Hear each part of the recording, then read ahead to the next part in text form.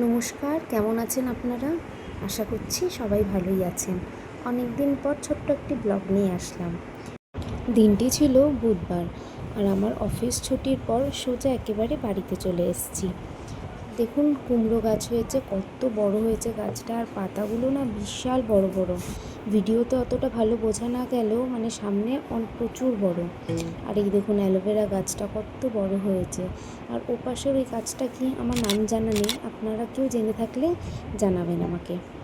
বাস আমার স্নান হয়ে গেছে, স্নান টান করে ক্রিম মেখে ফ্রেশ হয়ে বসে গেছি।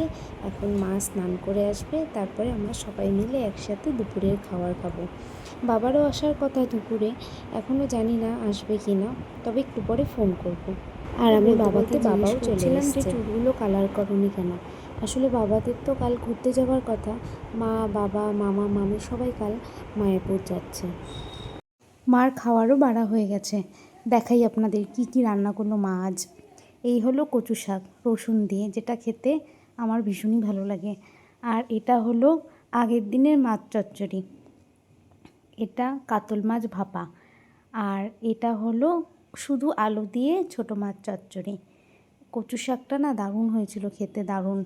আসলে রসুন দিয়ে কচু শাক সবারই মনে হয় খুব ভালো লাগে, সবার ভালো না লাগলেও আমার খুব প্রিয়, মানে খুব ভালো লাগে খেতে।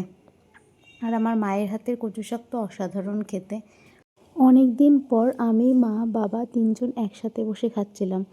আজকে বাবার দুপুরে আসার কথা ছিল না, কিন্তু চলে এসছে বাবা, তাই একসাথে সবাই মিলে বসে খাচ্ছি। আর এই কাতল ভাপাটাও দারুণ হয়েছিল খেতে। আসলে আমার মাছের আলু ঝোলের থেকে না এই ভাপাটাই বেশি ভালো লাগে খেতে, আর যেটা খেতেও খুব ভালো হয়েছিল।